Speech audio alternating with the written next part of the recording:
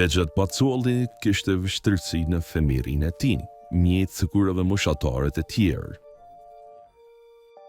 Ai u rrit në një familje të varfër punëtore, por e ardhmja e tij do të dallonte shumë. I njohur me Nufkën Baci, ai arriti të bëhet njeriu më i pasur në Kosovë, por si arriti deri këtu? Pasi përfundoi studimet në Gjermani, në vjeshtën e vitit 1990 dhe me lënë kompaninë e tij si Mapetex Group, e cila sot cilësohet të ketë vlerë afër $1 miliard. Se është mbi 1 miliard e ma tepër, por pasuria juaj. Absolutisht. Pacolli arriti të depërtoj deri në Rusi, ku një ndër projektet më të mëdha të tij është edhe shtëpia e varë në Moskë.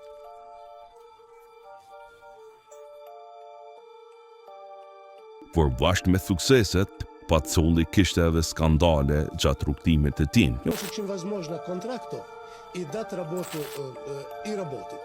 Это наша забота.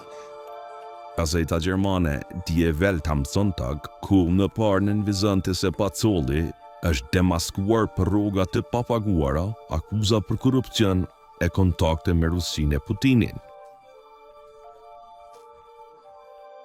Me gjithë pasurinë e krijuar, miliarderi kosovar synonte edhe një lavdi të fundit, atë të politikës.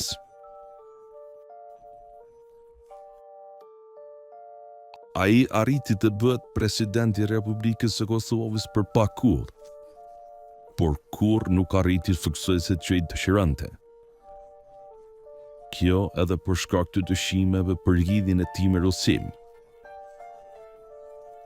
Megjithatë, në një intervistë kishte deklaruar se politika i ka sjellë vetëm humbje. Totalisht i zhgënjur nga politika. Jeni totalisht i zhgënjur. Totalisht i zhgënjur nga politika. Por ai prap mbetet njeriu më i pasur në Kosovë. Së fundi, ai ka deklaruar se posedon mes tjerash edhe hotelin Swiss Diamond në qendër të Prishtinës në vlerë 42 milion euro, Hotel Grand Prishtina 3.6 milion euro, avion privat në vlerë 10 milion euro, dhe shumë vetura luksoze në vlerë mbi 2 milion euro. Pacolli gjithashtu njihet edhe si njeri që ka ndihmuar Kosovën në politikën e jashtme, duke siguruar disa njohje.